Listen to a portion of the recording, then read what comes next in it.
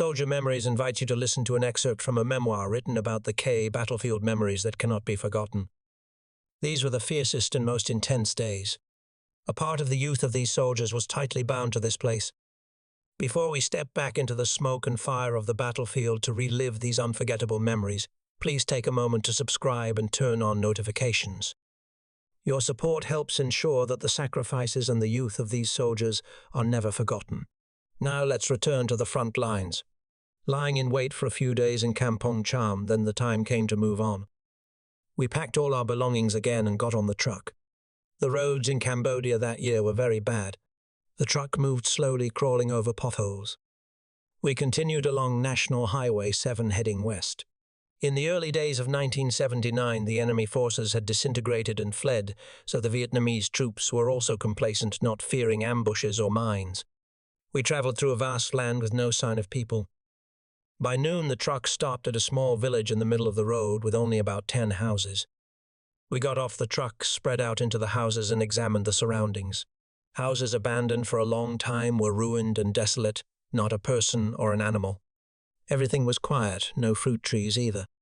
Orders came down from above for units to cook rice. Finish eating within an hour and then continue. There were no wells in the village. We went to fetch water from the pond at the head of the village to cook rice. While fetching water, I saw a lot of wild water morning glory growing on the water surface next to the pond bank. I grabbed a handful, threw it into the water bucket and walked back. I told myself, silently preparing my spirit, if the commander caught me violating the 9 rules and 5 bans, I would say that I only put the vegetables in so the water wouldn't splash out, not intending to violate. But no one said anything and no one saw it either. Everyone was busy with their own tasks, taking care of cooking to continue moving.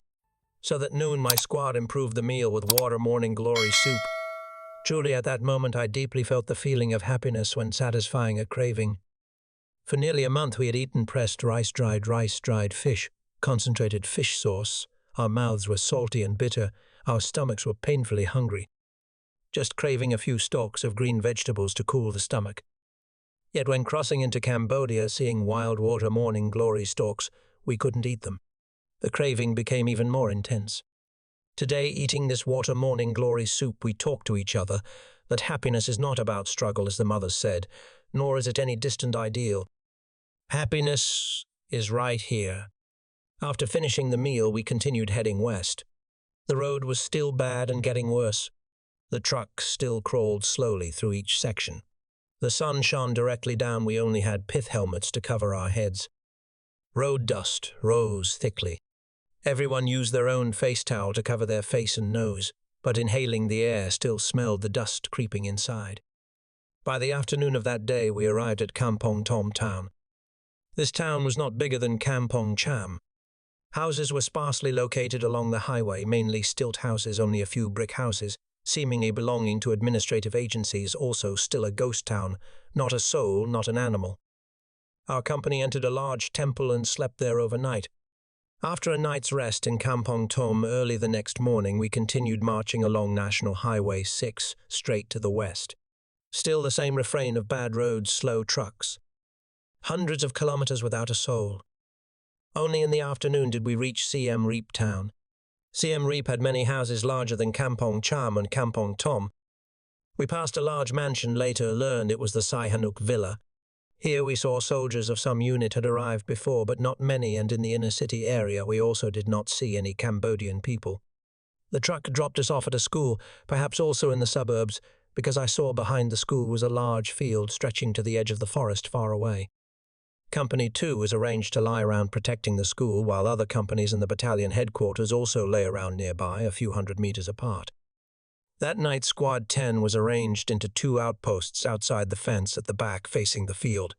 Idung and Uok were at one outpost, the company ordered to dig combat fortifications right in the night. But these past few days, traveling hundreds of kilometers without meeting the enemy, surely we wouldn't meet them now. Besides, walking all day was too tiring, just wanted to eat and go to sleep. So we only dug perfunctorily, intending to do it again the next morning. And we had a sound sleep without assigning guard duty, just sleeping together until morning. That day was January 20th, 1979, which was the 22nd of the 12th lunar month. The next day was the day to send the kitchen gods to heaven, only exactly 1 week left until the first Tet in the land of pagodas, and also the first Tet I was away from my family hometown, and the fatherland was also very far away. After a good night's sleep, I woke up to welcome the dawn in refreshment and comfort. The morning here was not as cold as in the forest or out in the open field, but also quite cold because the soldiers' clothes were thin and damp due to night dew from sleeping outdoors. My outpost looked out to the front, which was an open field stretching to the edge of the forest far away. Going to the right about more than 100 meters reached the civilian houses in the village. Behind us, crossing a yard, reached a row of about 10 classrooms connected, then crossing another yard reached another row of classrooms. There were a total of 4 rows of rooms like that lying on one side, and on the opposite side there was a water pond about 10 meters wide on each side, about more than 1 meter deep. The outpost of Brother Thien Horn and Seo was about 20 meters from my outpost. After breakfast, we started digging combat fortifications and communication trenches, running along the fence connecting to the outposts of the company headquarters and the infantry platoons. Within the schoolyard, there were many big mango trees in season, so fruits hung heavily above. To have wooden poles to prop up the bunker roof and make tables and chairs, we cut down mango branches, taking the opportunity to pick a few mangoes to make soup. Although knowing that if exposed we would be disciplined because of the 9 rules and 5 bans. But could we leave rice hanging and let the cat starve? And in reality at that time, every section improved their meals with this and that, including the company headquarters, so even if anyone knew they wouldn't say it. By the end of the day, everything was relatively close to completion. We had a stable place for defensive combat and daily living. The night fell silently after assigning night guards. We sat around the new table and chairs made of mango wood drinking tea and talking about everything under the sun. Today was the day to send the kitchen gods to heaven, so we also made a little candy to offer. Soldiers' candy was also very simple, dried rice soaked in water to expand. Then roasted until dry yellow and crispy, then cooked sugar syrup until it thickened, poured rice in, let it cool, and had candy right away.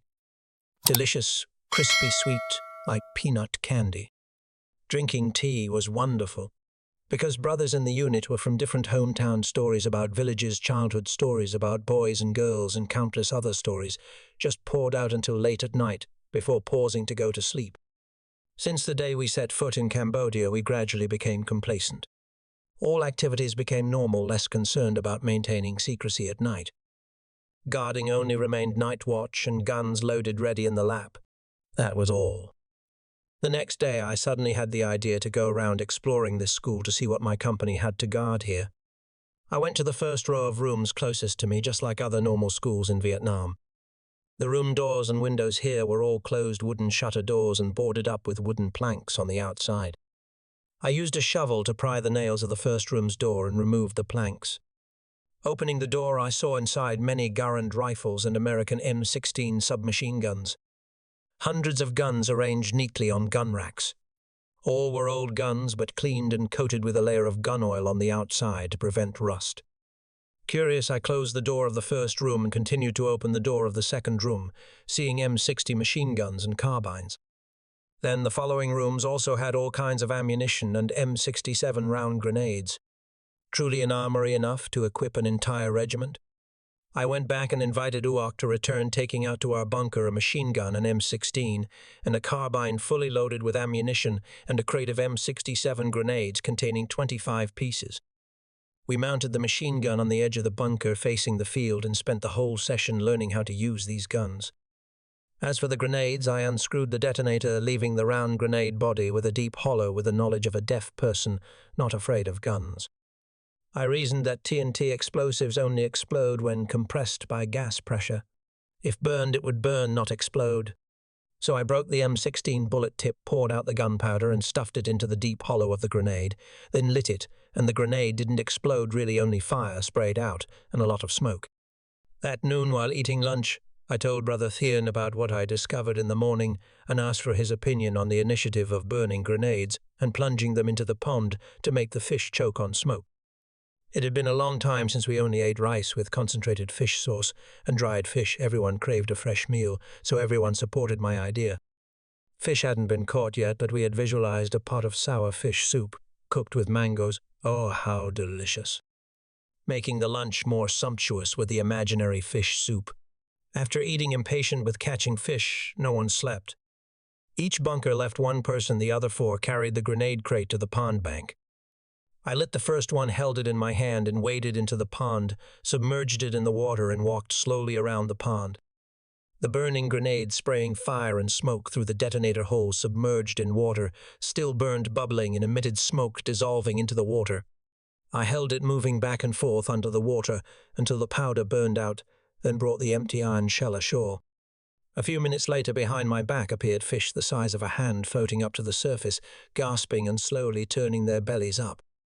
Brother Thien and Sio rushed down to scoop them up, while Uok lit another grenade and waded into the pond. Just like that, we burned about nearly 10 grenades, and the number of fish thrown ashore also reached a few dozen. Smoke rose thickly on the pond surface, and also slowly rose high with a strong smell of gunpowder. So the company headquarters discovered it. The political officer and the liaison boy came to catch us red-handed.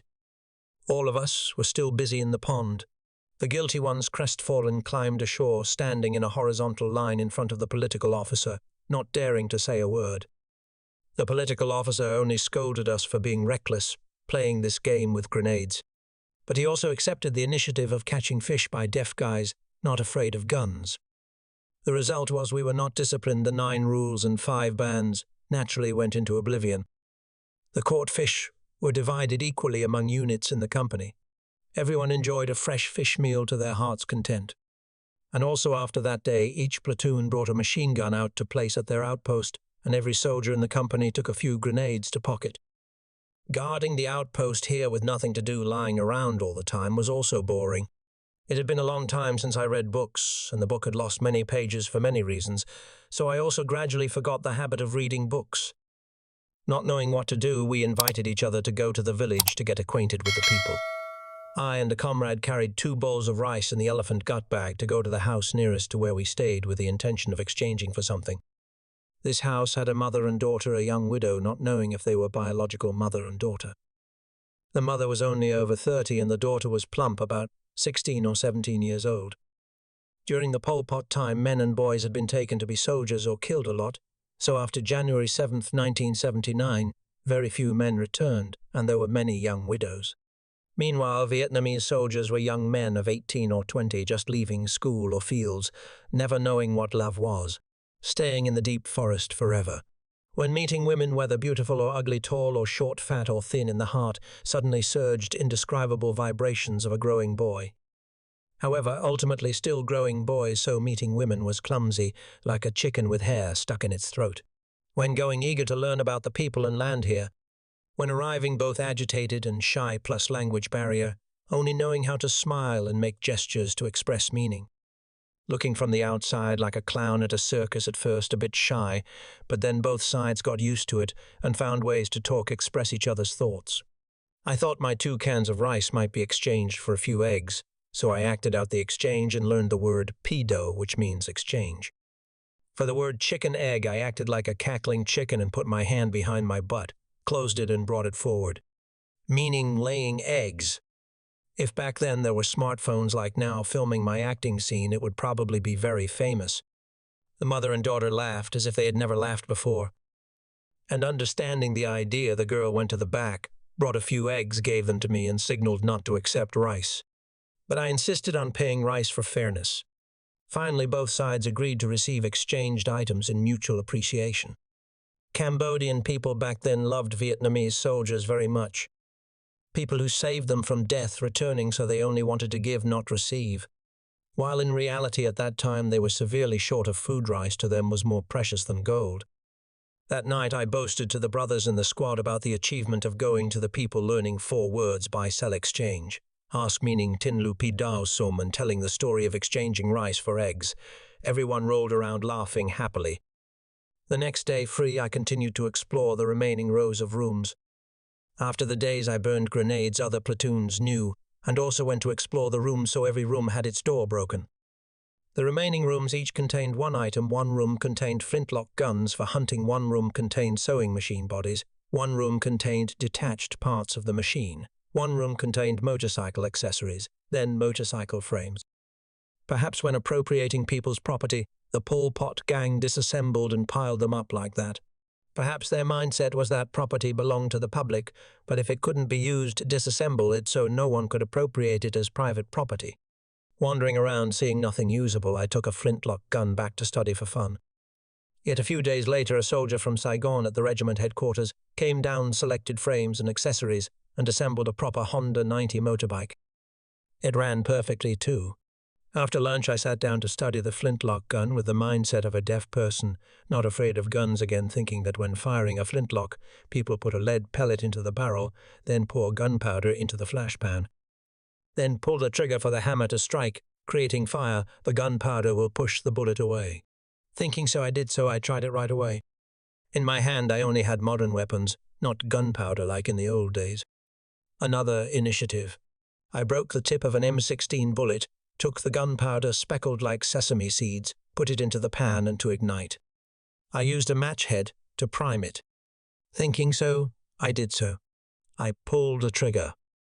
A popping sound, a bit small, but the gunpowder didn't burn. The gun hammer bounced back, and the gunpowder pellets shot back out.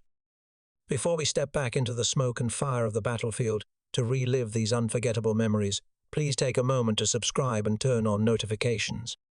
Your support helps ensure that the sacrifices and the youth of these soldiers are never forgotten.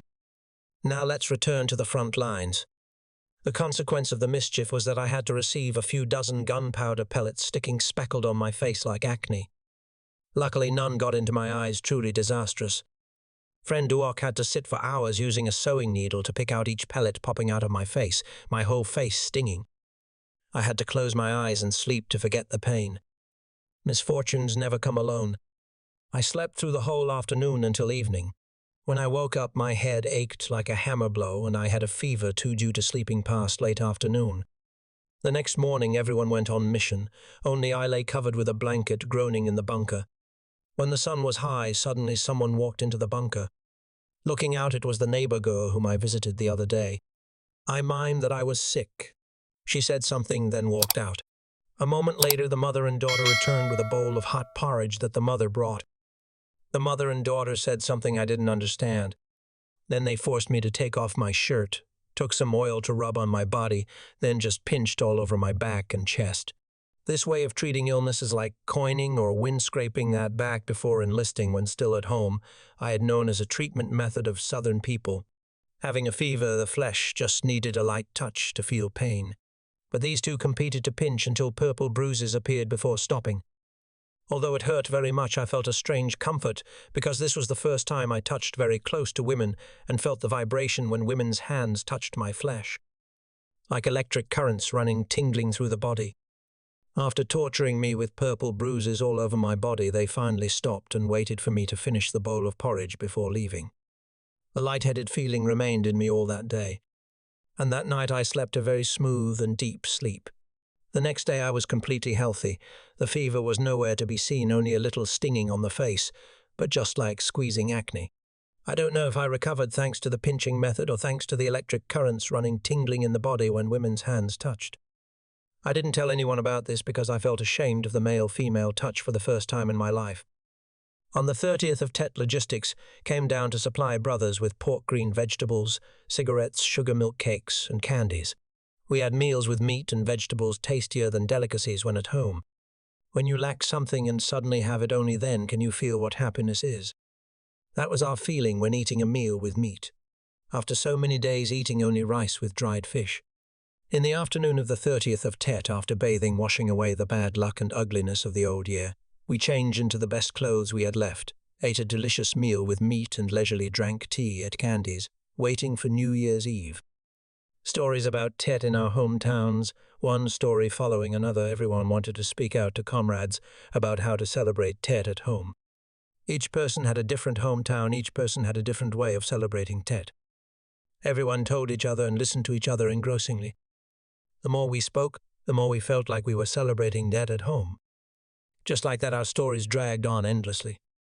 Cakes and candies eventually ran out. Tea continued from one pot to another, cigarettes smoked from one pack to another. The later at night, the colder it got. But we still felt warm in our hearts.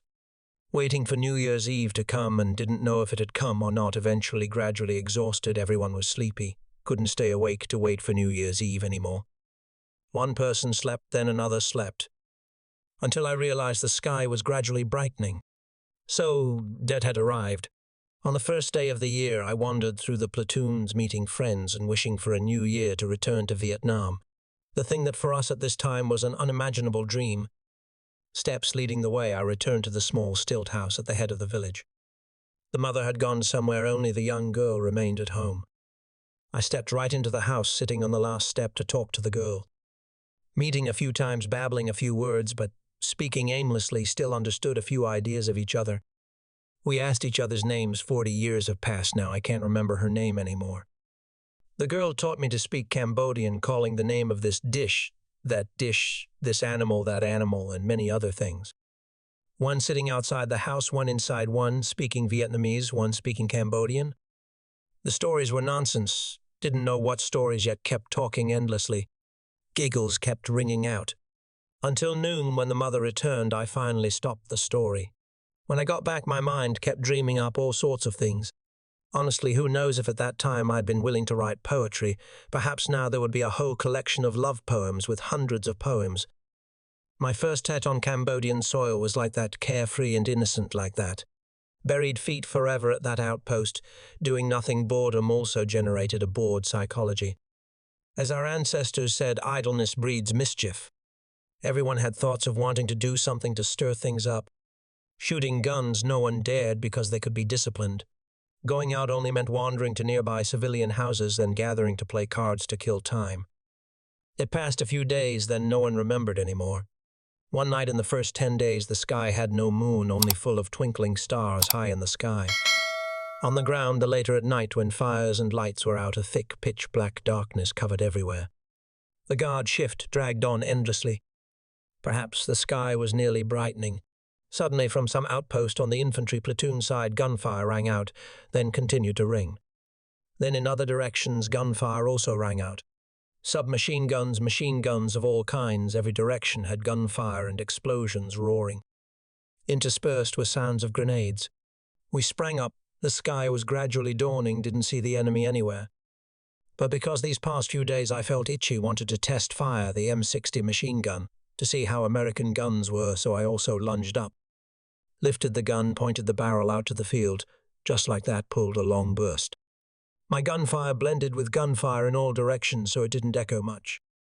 The whole company, too, with several machine guns taken from the warehouse ammo, was available, so fired freely for nearly 15 minutes, until an order from the company headquarters came down to cease fire.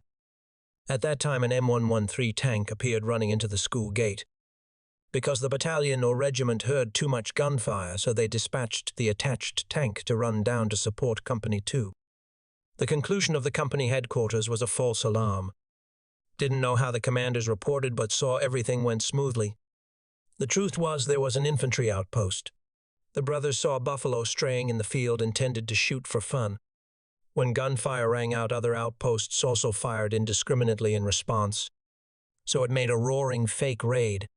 However, that night, the BBC broadcasted that Pol Pot troops opened fire attacking a Vietnamese army unit guarding the ammunition depot. The battle took place fiercely. The Vietnamese army suffered quite a few casualties. We had a chance to laugh in our bellies. The BBC only eavesdropped and embellished to have news to broadcast. Time flew. We stayed at Siem Reap for nearly a month. Cambodian language was also learned, and talking nonsense was quite okay. Felt fond of the Khmer girl with dark skin, looking long, also found beautiful.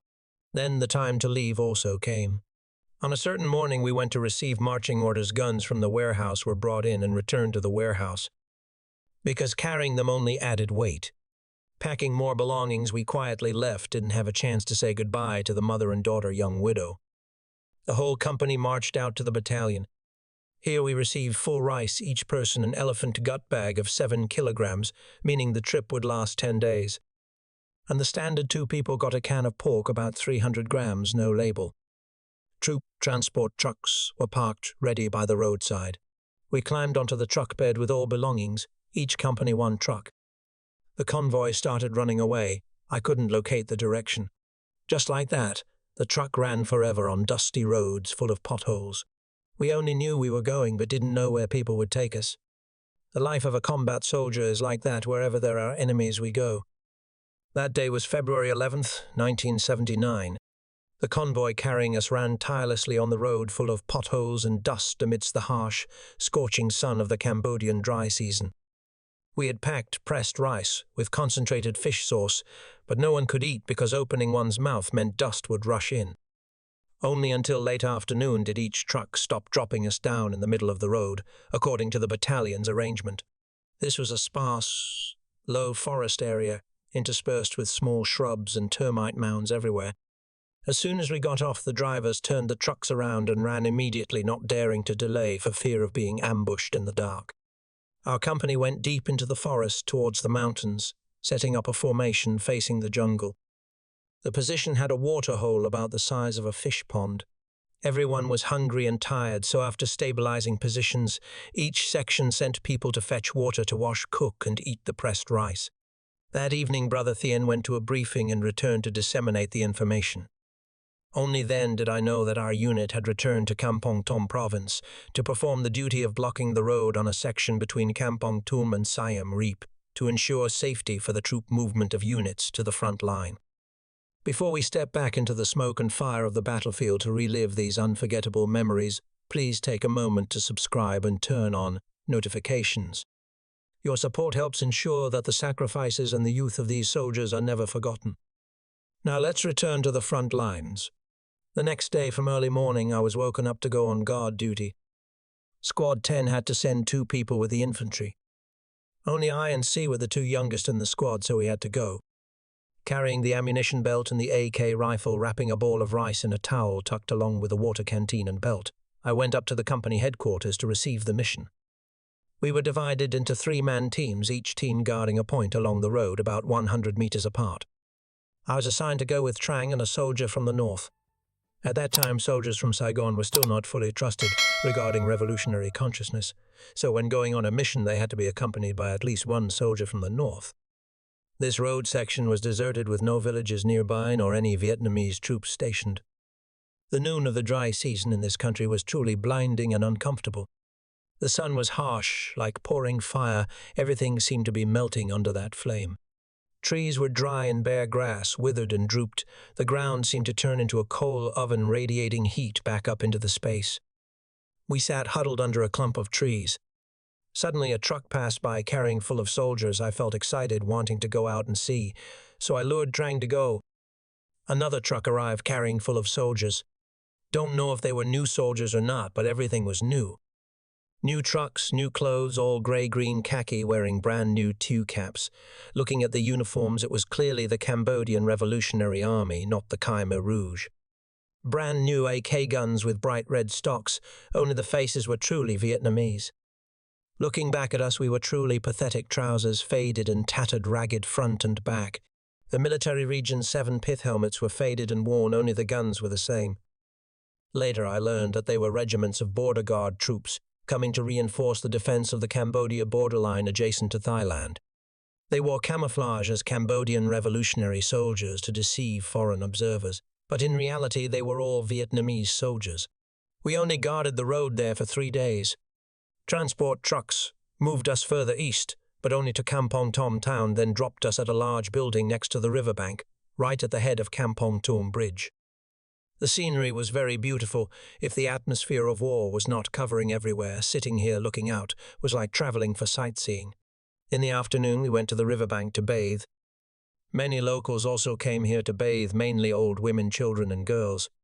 This was a gently sloping river beach with lots of sand, so it was a public bathing place for everyone.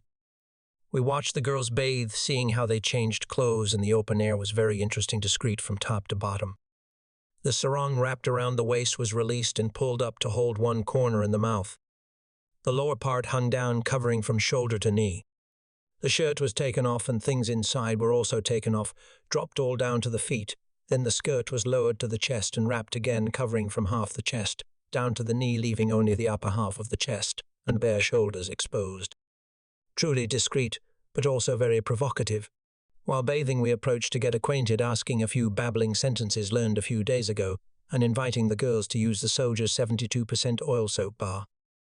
For several years under the Pol Pot regime, Cambodian people did not have soap to use. Now being given soap by Vietnamese soldiers, although it was soap to them, it was like a dream. Having sticky rice, having meat makes a feast, having men, having women makes spring. Just that much, but everyone felt happy and excited. Laughter rang out rousingly. The next day, the battalion organized a group of about 20 people, mostly brothers from the north, who were good at swimming, led by a few locals driving ox carts to go down the riverbank to fish with explosives. Rivers and lakes in Cambodia had many fish. People just needed to fish, place traps, or even throw spears to catch fish.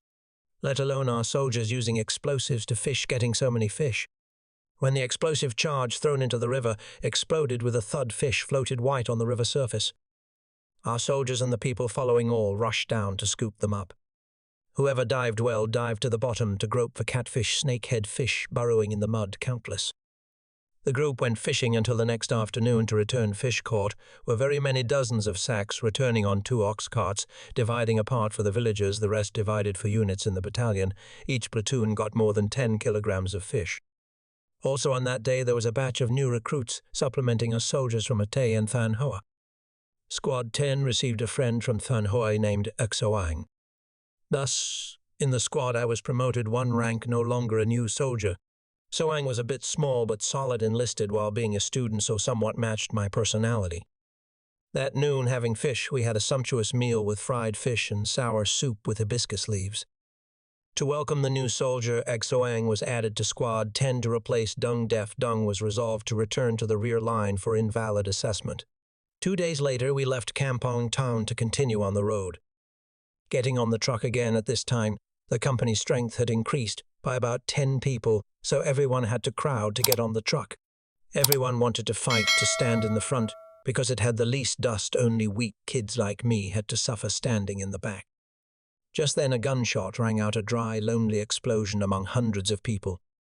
Then a very loud screaming voice yelling dead. There was 1 person injured. It seemed the name was Kai. An AK bullet pierced through his palm. Because when he climbed onto the truck, his hand grabbed right at the muzzle of the gun, standing upright against the truck side, and the gun went off. So our company just added new recruits, but lost 2 people. The truck started. I stood at the back of the truck bed, seeing Dung standing hesitantly saying goodbye to the brothers. I thought happy was truly happy for Dung because he was almost certain to return by policy, escaping the Cambodian hell. But sad was also truly sad because brothers had to part ways with no hope of meeting again. And indeed from then on I never met Dung again.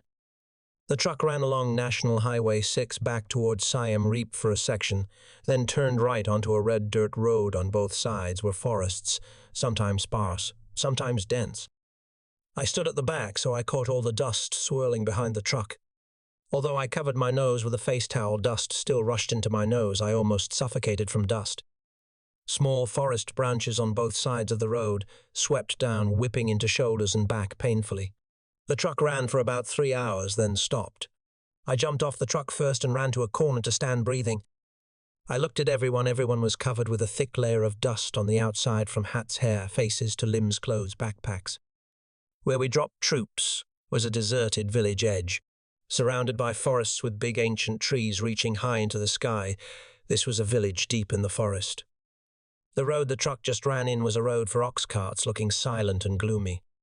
After stabilizing the formation, we began to go into the village. A small village with only about 10 houses scattered on both sides of the road. Not a soul, not an animal, nothing. Units spread out to cook and rest for lunch there. After eating for about more than half an hour, our company too continued to march along that ox cart road. It had been a long time, more than a month, without marching on foot now. Walking was truly difficult. For me, still a load of mortars, but now it was 8 shells. An AK rifle, an ammunition belt, an elephant gut bag of rice, a backpack with clothes, blankets, books. The weight I carried on my shoulders was probably equal to my body weight. Squad 10 was arranged to go last with the company headquarters. In the middle of the column, I tried to keep up with the marching formation, yet gradually fell behind. Walking for about more than 2 hours, the company stopped, arranging the formation next to a small stream. Our current mission was to sweep Pol Pot remnants from the north of Kampong Tom province to Long Veng town belonging to Oda Menche province. About 200 kilometers divided into 2 stages, each stage walking 5 days, 100 kilometers marching and fighting independently, meeting the enemy, then fighting. That meant we only had one road forward, no road back. Surrounding were only enemies, no our troops, no support, including artillery or infantry. That night we were ordered to maintain secrecy, not to light fires, and not to make noise. And also from that night I knew that I had returned to the war.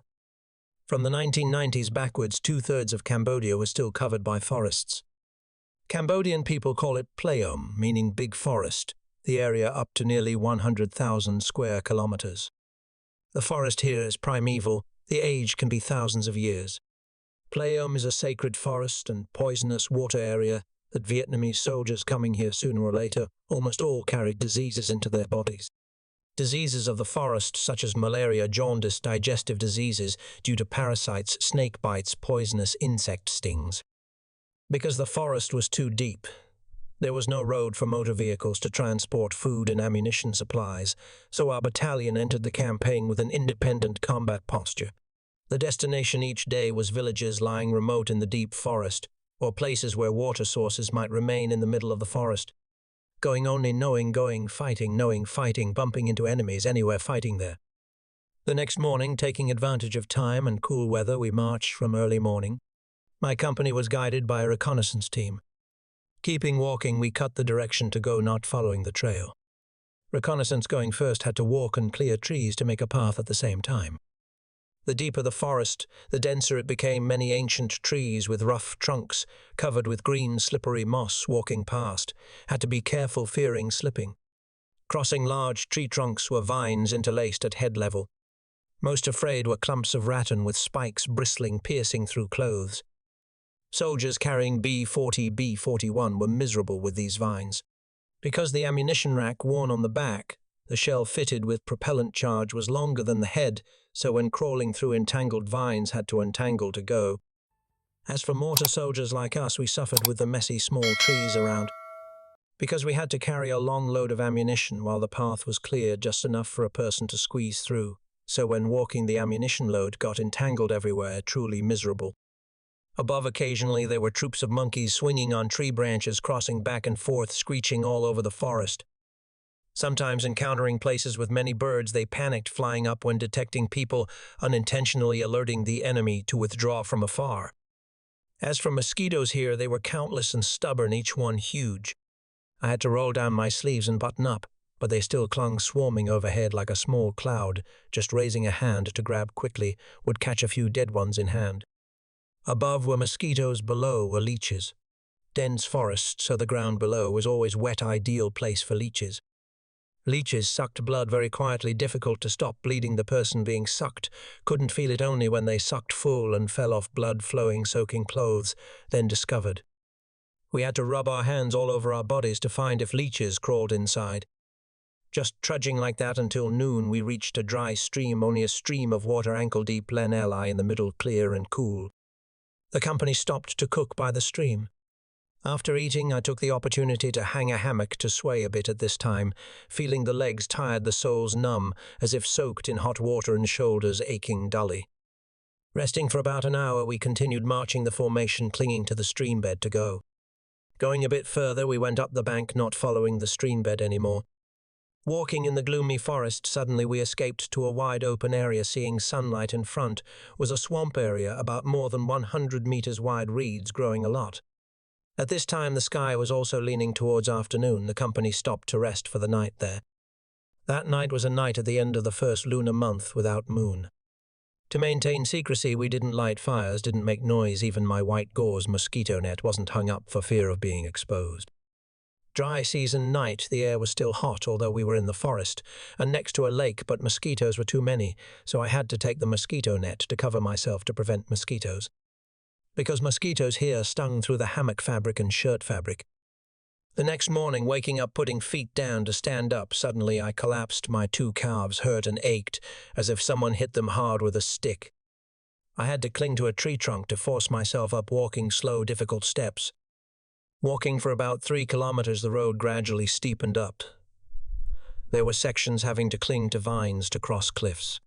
We were crossing the slope of a mountain when, crossing all the slope on the other side of the mountain, we left the dense forest area and entered a dipterocarp forest. This forest was also old. There were oil trees as big as 3 or 4 people, hugging 40 to 50 meters high, having been exploited for oil long ago, leaving big hollows that a person could crawl into. This dipterocarp forest had sparse trees, branches, and leaves, dry and tattered the ground underfoot, dry rocks and gravel. Under the ground was only grass and small trees, also burnt yellow under the scorching sun of the Cambodian dry season. Walking until near noon, estimated about 5 to 7 kilometers, but only seeing oil trees all around, no sign of water. Due to being subjective along the way, I drank a bit too much water, so my canteen was empty. At this time I felt confused and afraid. All drinking water had turned into sweat-soaking clothes. Thirst tormented with every kilometer of the long road, taking advantage of the time the troops rested, remembering the knowledge of scout time that vines in the forest also contain a lot of water, can cut across for water to seep out. So I went around looking for tree roots, choosing a vine hugging the oil tree trunk, crawling up. I took a knife, chopped a section about 1 meter long and held it straight, waiting for water to drip. A drop of water remained at the end of the vine section. I stuck out my tongue to lick, hoping to reduce thirst. But I had to spit it out immediately, couldn't swallow those drops of water because they were full of oil smell. Marching again, I had to endure the dry throat, continuing to walk to the marching rhythm. Suddenly seeing far away a strip of dark green trees getting closer, seeing bamboo tops interspersed reaching high. When crossing that strip of trees, a quite large stream appeared before eyes. I threw all backpack, guns and ammunition on the stream bank, clinging to tree branches, grass banks, finding a way down. Taking off the pith helmet, scooping full of water, then raising to mouth, drinking, gulping. Thanks to this stream, I escaped the burning thirst from morning until now. In the afternoon, reconnaissance led us to a small stream section to wade across to the other bank. Saying small, but to swim from this bank to that bank was also about more than 10 meters. The stream bed in the middle was deep over a person's head. We took off all clothes, shoes, wrapped all backpacks, belongings, personal gear in the middle of a nylon sheet, then tied it tight. The air inside made the bag swell into a personal float. Guns were rested on that float to wade across the stream. Fortunately, it was the dry season, so the stream flowed sluggishly, slowly. Crossing the stream, walking about more than 1 kilometer, met an ox cart road running north-south. Both sides were still dipterocarp forests. Following that ox cart road north until near late afternoon, we met an abandoned village. No people and no enemies either, only about nearly 10 stilt houses scattered on both sides of the road. That afternoon it was my turn to cook rice. To prepare, I walked around picking up firewood, taking the opportunity to find if there was anything edible to supplement the meal. Going to the pond behind the house to fetch water to cook rice, seeing a fishing rod thrown on the bank, I removed the line and hook wrapped it neatly to save. Also seeing a sea-key tree growing wild by the road, broke a few branches to make tobacco. Not finding anything to improve the meal, I returned to cook a pot of rice and only made a traditional soup dish. A handful of roasted rice, adding water, adding salt and MSG, that was done. To add attractiveness to the soup dish, I added a quarter of a can of canned pork. The pork in the can had about 3 or 4 pieces of meat the size of 2 fingers melting fat in the water. The soldier's meal was just that, plain rice, salty soup, that's all. After cooking rice, I took sea-key leaves, washed them, cut them into small strips, put them on a shovel blade placed on the fire stove, still with red charcoal. Used chopsticks to stir back and forth until dry yellow, to save for rolling to smoke instead of tobacco. Marching continuously for 2 days, my legs were used to it, hardened, only felt tired, not aching anymore. But the soles of my feet burned like being burned by fire and having thousands of needles pricking. Because I wore shoes when walking a lot, the soles of my feet had blistered watery. Wherever I stepped, it hurt there. The 3rd day of marching, I wore rubber sandals, not shoes anymore, because my feet were blistered. Each step felt like stepping on hundreds of sharp knives, pain shooting up to the brain, but still had to walk. I cut a tree branch to make a walking stick, dragging along with everyone. Out of the village was again dipterocarp forest, sparse dipterocarp forest, but immense, stretching out of sight, seeing nothing but oil trees. Walking for nearly an hour, in front of us appeared a ruined, desolate ruin area. There were many towers built of large and small square stone blocks, stacked on top of each other. No traces of mortar creating the characteristic shapes of Cambodian pagodas and towers. But all were long abandoned, perhaps for hundreds of years. The order to stop and rest on the spot soldiers curiously went to observe the reliefs carved on the walls. But the most beautiful and lovely were the young girls with Apsara dance. The girl's body with standard balanced curves, flexible in the bending dance, revealing bare shoulders and full breasts, full of attraction. I sat looking at my 2 feet again. The blisters had broken, blood oozing at the wounds, extremely painful. I dug in the backpack, took a white t-shirt that had turned dilute porridge color, tore it in half into 2 pieces of cloth to bandage the 2 feet, to pad for softness before walking. Marching again, we crossed immense dipterocarp forests, not knowing when it would end. Learning from the thirst experience yesterday, today I tried to drink less water every time thirsty, just sipped a mouthful to wet the throat. Walking continuously for several days, everyone was tired, so the marching speed also slowed down. At noon we reached a dry stream junction. Only a stream of water knee-deep flowing below remained. This stream bed was quite wide, estimated depth in rainy season about 5 to 6 meters, but being dry season the stream had no water. While waiting for the cook to cook rice, I went down to the water channel to bathe. Suddenly remembering the line and hook obtained at the village yesterday, I broke a dry bamboo branch and dug earth to find worms for bait. Sitting for a while, a fish bit the hook. I pulled up a fish about 2 fingers big, but it slipped off the hook, falling to the ground. Regretting the fish, and also regretting the effort of sitting fishing, I threw the rod, rushed in to use my hand to flip the fish back up. Suddenly I felt a sharp, aching pain in my hand. The fish had plunged a barb deep into my palm.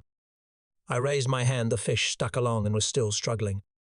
Anyone who has been stung by a catfish knows how painful it is with this fish. It was many times more painful. Northern soldiers call this fish kabo. Southern soldiers call this ka shot. Going to catch fish, but being hit by it, one can only hold face and cry. A moment later, my hands swelled up hot, red, and numb. Zoang was cooking rice. Hearing me groan, ran down, seeing so dragged me down to the stream, soaking hand in cold water. Then he went up, bringing the fish back to supplement the meal. When late afternoon, just finished eating, the stream water suddenly rose fast, immediately followed by a heavy rain pouring down on the whole forest. We didn't have time to react. Everything got wet: backpacks, clothes, hammocks, mosquito nets. Hurriedly wrapping belongings, we raced against the rising speed of the stream water. Because here was a stream junction, water from all directions poured in. We climbed up the stream bank in the pouring rain. The ground underfoot became muddy, slippery, clinging to dry bamboo roots. They were also uprooted due to soft soil, almost nowhere to hold on. While only about more than 15 minutes later, the water level had risen close to the bank. The water flowed fiercely, swirling under the torrential rain. About over an hour later, the rain lightened, but didn't stop just drizzling in the descending night. We found tree roots, sat leaning against them, covering ourselves with nylon sheets and enduring for the night. Wet clothes made me cold, hugging knees, trembling. The sun rose, making the air less cold. The night rain had stopped some time. Everyone was awake, bustling, arranging belongings again.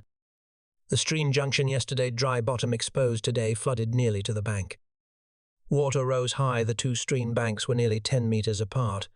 Opening the backpack, everything was soaked. I had to take everything out and hang around tree branches to dry. Clothes, blankets, mosquito nets, backpacks were all wet. Luckily, the notebook, some letters, and the matchbox I wrapped separately in a nylon bag, so they weren't wet. Only wearing shorts on my body, I dragged myself to sit next to the fire where Exoang was cooking rice. My hand was still swollen, but no longer hurt much. Craving a puff of tobacco too much, but cigarettes and pipe tobacco were gone. I grabbed a pinch of northern tea, tore a corner of a book page, rolled into a cigarette to smoke. Don't know since when my books had thinned gradually, following the smoke of shredded tobacco, siki, and Nathai Nguyen Hook tea. About past 7 o'clock after breakfast, the sun was high. There was an order to march on. I put on the clothes that had just drained the other set, and the mosquito net hammock were all still wet. Even the backpack was wet too. I hung everything on the 2 ends of the ammunition load, walking and drying at the same time.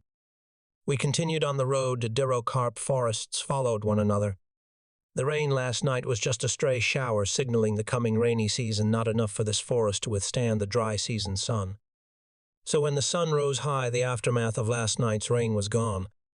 The hot and dry atmosphere covered the space again. Yellow oil leaves fell all over the ground. Looking around, only saw a yellow-red color of withered leaves. The whole forest had become a sumptuous banquet laid out inviting the fire goddess to visit. The higher the sun rose, the harsher the heat. Clothes I hung on the ammo load were dry hard. While the clothes I was wearing were soaked with sweat, the atmosphere heated under the sun-water vapor, also gone to humidify the surrounding air. Only soldiers' sweat was the only thing called water. The canteen water was less than half. I only drank a small sip, not daring to drink much. Suddenly heard ahead rumors passed down. I learned that Nui, a soldier from Than Hoa in Platoon 2, was struck down by malaria, couldn't walk anymore. Had to cut trees to make a stretcher to carry him going on independent combat operation, winding in deep forest, don't know when reaching reinforcement point. Even if comrades were sick, wounded or sacrificed, the unit must at all costs bring them to the assembly point, not leaving them in the forest.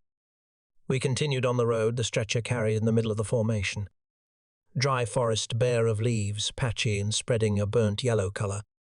The ground under our feet was hard. Every time stepping down, I felt like someone below poked back into the sores on the soles of my feet painfully. No more water. I drank the last sip sometime unknown. My throat was dry, bitter, no saliva left to swallow. Thirst started to torment me. Sometimes we stepped through a dry stream bed, only sand and rocks. Gravel exposed under the scorching sun, no water nowhere, seeing water. Suddenly heard word passed down from above. There is water. The whole line of people seemed to wake up, rushing forward. True, there was water. A large puddle, wide as a village pond, suddenly appeared in the middle of the immense dry forest.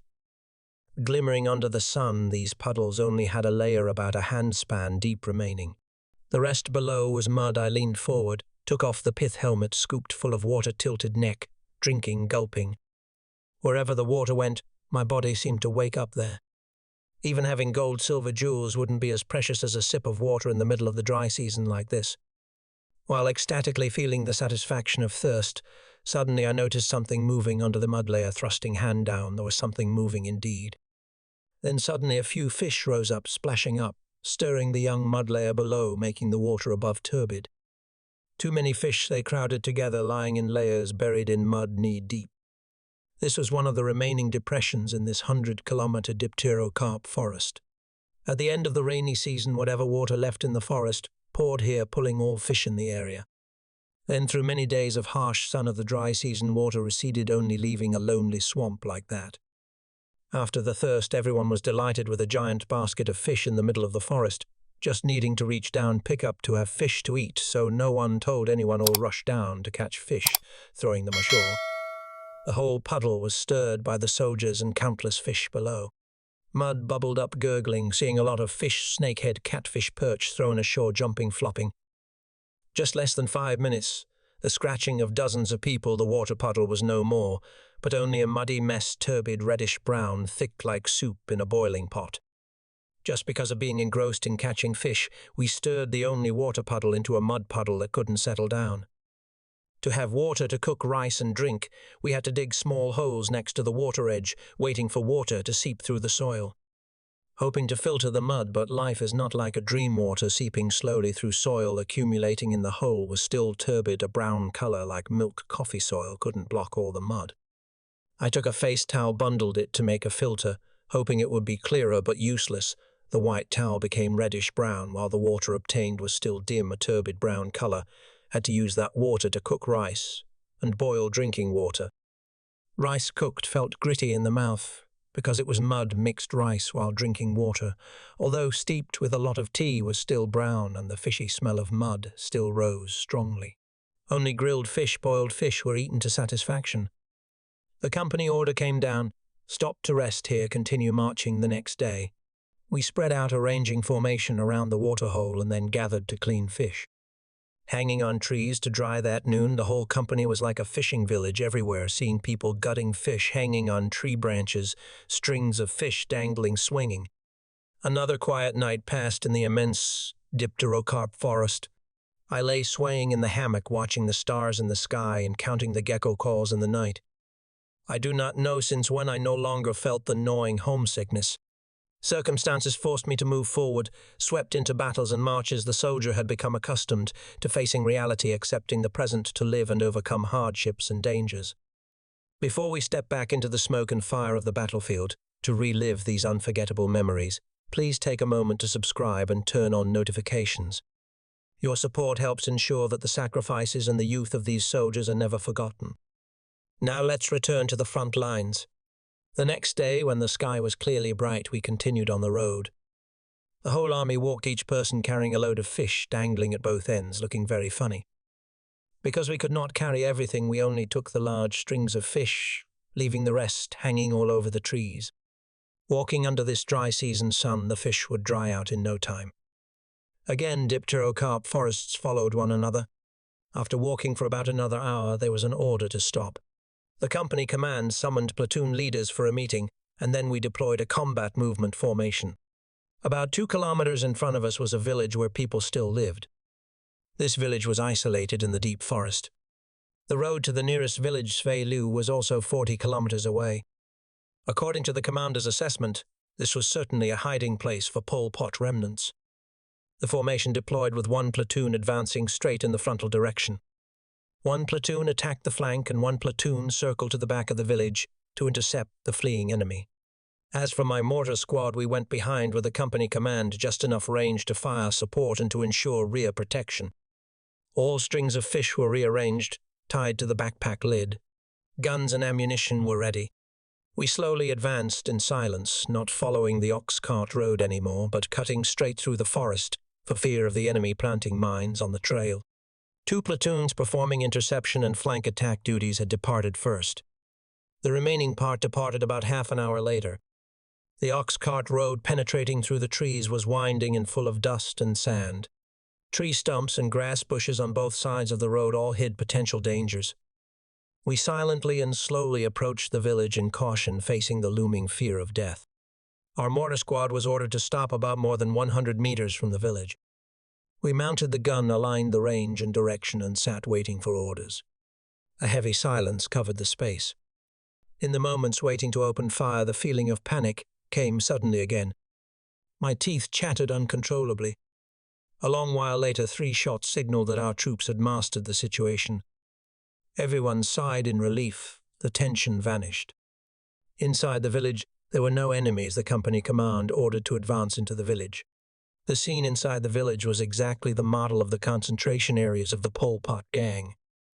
In the middle of the village was a large hall capable of holding 100 people, with a communal granary surrounded by about a dozen large collective houses, each housing a few dozen people, with a communal kitchen with big pots, communal pigsties and cowsheds, and a large and very deep well located next to the kitchen. Everything followed the ideology of Pol Pot. Everything from material wealth to human life was communal. We were sure that the Angkar regime was still maintained here, but saw no enemies, only civilians. Perhaps the enemy detected our troops, seeing the correlation of forces was unfavorable, so they dared not open fire. Platoon 2 had gathered the people sitting in the open ground in the middle of the village, about more than 40 people, including old and young men and women with weak and emaciated appearances, mostly women and children. Women and girls all had short hair cut to shoulder length, exactly the style of Chinese women in the 1960s. Men and women alike wore black clothes, only the krama scarf wrapped around the neck was pink and red. On their faces the lines of hardship were etched. We walked through the village. They looked at us with deep sunken eyes. In their eyes I saw extreme fear. For Cambodian people living under the Pol Pot regime, the god of death was always their companion. Angkar had the power of life and death over every citizen, and even their own soldiers. They were used to seeing evil spirits with guns in their hands, ready to take the life of any citizen. Today they saw Vietnamese soldiers with weapons in their hands. Perhaps in their thoughts they were confused, not knowing if these soldiers were like the Khmer Rouge Angkar or not. Were they good people saving them from hell, or were they also ready to kill without trembling hands like the Pol Pot gang? The political officer, Brother Hung, directly went to inspect. We were almost certain that the men in this village were Pol Pot soldiers, and they were still maintaining the Angkar regime here. However, there was no basis to prove that, so it was necessary to separate them for interrogation. After letting women, children, and the elderly return to the surrounding houses, 13 people in the youth and middle-aged group were detained on suspicion of being Pol Pot remnants. These people were led to a house far away at the end of the village and tied together. Infantry platoons divided to search everywhere in the village, but found no weapons or ammunition. Brother Hung appointed 2 or 3 people to accompany him to interrogate the prisoners. The remaining infantry platoons were arranged in a formation encircling the outside of the village. The company command and the mortar squad stayed under some civilian houses next to the granary. Squad 10 was assigned the task of watching the civilians, not letting them go out of the central area of the village. Today it was my turn to cook rice. A gentle, simple task, but extremely difficult for me, because although I had gotten used to cooking since joining the unit, the experience to make the pot of rice not undercooked, not burnt, not smoky was a hit or miss, sometimes still failing. Especially when the rice smelled of smoke, I would only be scolded and had to throw it away because no one would eat it. Because eating smoky rice was a deadly bad luck for combat soldiers. The interrogation of the suspected Pol Pot soldiers lasted all afternoon, and one name confessed to hiding weapons in the forest. That night I spent another fitful night, half awake, half asleep, because I felt like the enemy was lurking somewhere around. The next morning, Brother Hung, along with 5 people fully equipped with AK guns and firepower, led that Pol Pot soldier to get the weapons. Our platoons were ordered to prepare to march at noon. I started cooking pressed rice again, but not to eat with concentrated fish sauce anymore, but with the dried fish from the previous day, which was still plentiful. Brother Hung's group went until about mid-morning, then returned, seeing no weapons and no enemy following back. Everyone said that he tricked our troops and escaped into the forest. Those at home heard so and knew so. No one asked anything more. Everyone was busy with their own work, having no time to worry about other people's business. The company order came down to take all civilians out of the forest to the nearest area, which was Phay Lu at the foot of Mount Hong, located in the area controlled by Vietnamese troops. Platoons spread out to each house to gather people to take them away. They sat huddled in the middle of the yard. Knowing they had to leave, they had gathered belongings to carry. But what was there to carry? Each person only had a bundle of clothes, each family only had a pot, a few bamboo tubes holding water, a knife, a machete. The whole village only had 5 ox carts. My squad 10 had the task of distributing rice for the people to carry along the road. In the warehouse, the pile of paddy was piled higher than a person's head, but not yet husked, so there was only that much rice. I took a pith helmet to scoop for each person, 1 helmet full. They spread out krama scarves to hold it each person, a bundle of about 3 kilograms. As for our soldiers, although the rice in the elephant gut bags was nearly empty, no one wanted to take more. Because knowing that today was the last day of this march, so surely there would be reinforcements. Taking more rice now would only mean carrying heavy loads. The group of people began to set off because there was only one unique road to Bung Mi Lea to get to Phay Lu, and the people knew the way, so we let the village people go first. About an hour later we started. Before leaving, we were ordered to set fire to the granary because if left behind, it would be a source of supply for the Pol Pot soldiers in the forest. Fire brings life to humans, but fire is also brutal destruction to life. Yesterday I created fire from 2 stones to maintain our life.